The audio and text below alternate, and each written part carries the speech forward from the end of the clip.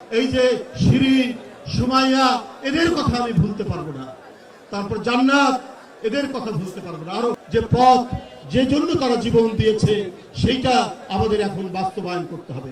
তারা 90 যে ভূমিকা পালন করেছে, তারা 80 দশকে যে ভূমিকা পালন করেছে, সেই ভূমিকার পথ ধরে তারা 24-এও ভূমিকা পালন করেছে। আমার কাছে এটা শুধুমাত্র একটা নিছক প্রজ্বলন ছিল না, যেটা রিপন ভাই বলেছেন। এটা শুধুমাত্র একটি প্রজ্বলন নয়, বরং রবীন্দ্রনাথ ঠাকুরের সেই কবিতাটির মতো আলো আমার আলো গো, আলো ভুবন ভরা।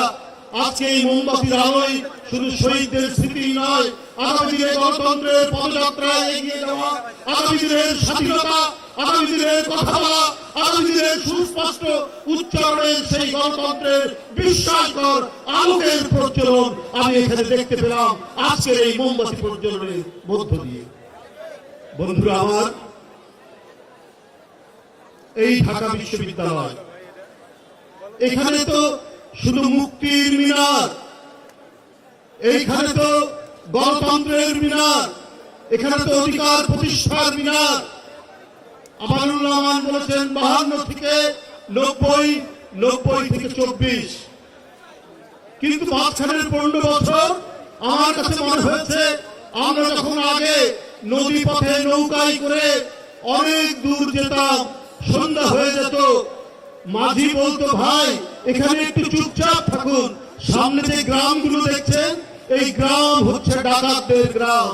আমার বিগত 16 বছর হাসিনার আমল ঢাকা বিশ্ববিদ্যালয় মনে হয়েছিল ডাকাতদের গ্রাম।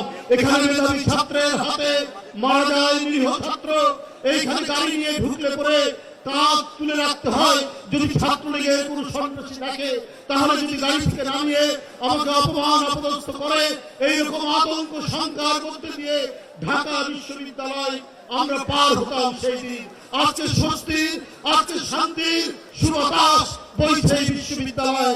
আর সেই জায়গায় দাঁড়িয়ে আমি 90, আমি 85, আমি 88, আমি 92 সালের সেই স্মৃতি, সেই সুমহান ঐতিহ্যের ঢাকা বিশ্ববিদ্যালয়, সেই 52 ঢাকা বিশ্ববিদ্যালয়, সেই 62 শিক্ষা আন্দোলনের বিশ্ববিদ্যালয়, সেই 69 বিশ্ববিদ্যালয় আবার মনে হলো যে এখানে আবার মুক্তির মন্দির, আবার এখানে শান্তির সুবাতাস, আবার এখানে অধিকার আর সংগ্রামের মুক্ত কণ্ঠের আওয়াজ এখানকার গাছপালার মধ্যে দিয়ে প্রতিনিয়ত প্রবাহিত হচ্ছে।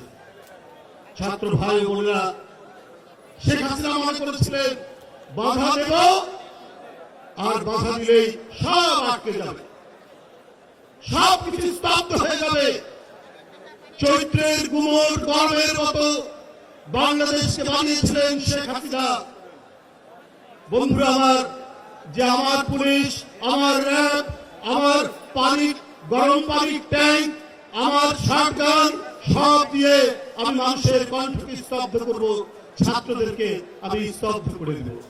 আমি চিলির একজন মহান কবি, তার একটা উদ্ধৃতি দিয়ে বলতে চাই। তিনি বলেছিলেন, পাবলো নেরুদা, নিশ্চয়ই আপনারা সবাই তার নাম জানেন। তিনি বলেছিলেন, if you cut the flower you can't stop the spring to কাম।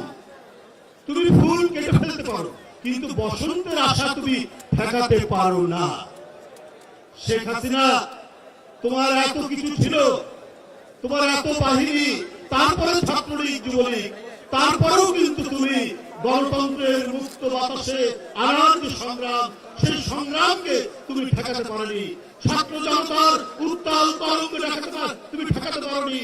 যে জুলাইয়ে কিছুক্ষণ আগে আমরা পদার্পণ করলাম, এই জুলাই একটি প্রবাহমান খরস্রোতা আন্দোলনের নদীকে সমুদ্রের মোহনায় উপনীত করেছিল।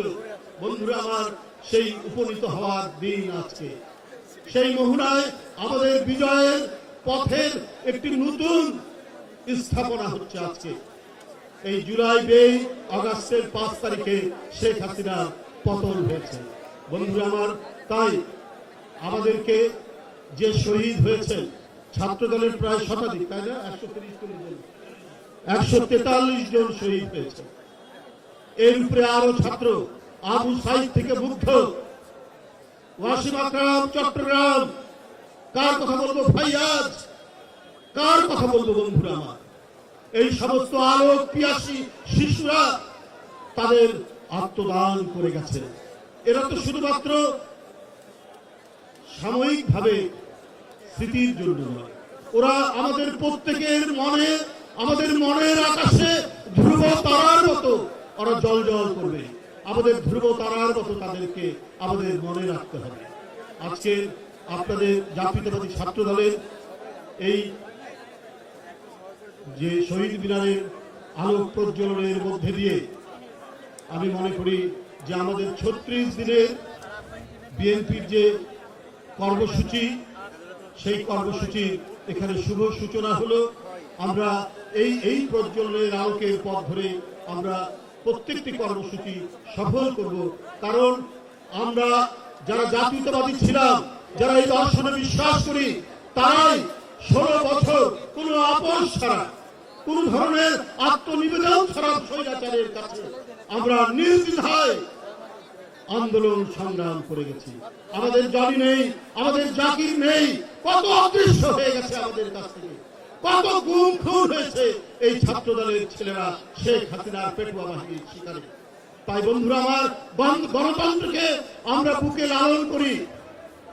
একজন কবি বলেছেন যে জীবনের যে দাবি হচ্ছে স্বাধীনতা, আমরা সেই স্বাধীনতাকে লালন করব, আমরা সেই মুক্তিকে লালন করব।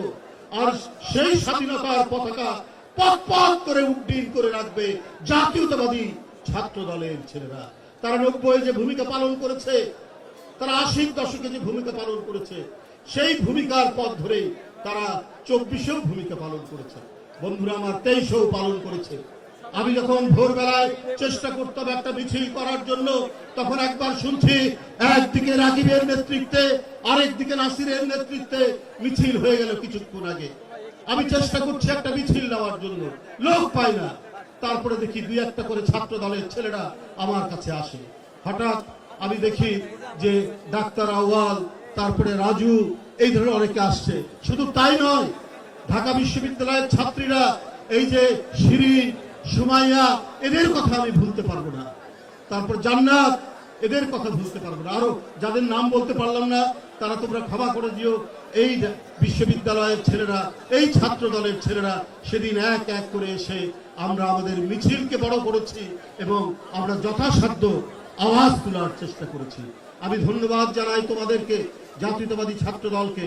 তোমাদের মধ্যে দিয়েই আমরা 1 বর্ষ পূর্তি হলো এবং আজকে সেই সমস্ত শহীদদেরকে তাদের আত্মদান এবং তাদের দেখানো যে পথ, যে জন্য তারা জীবন দিয়েছে, সেইটা আমাদের এখন বাস্তবায়ন করতে হবে।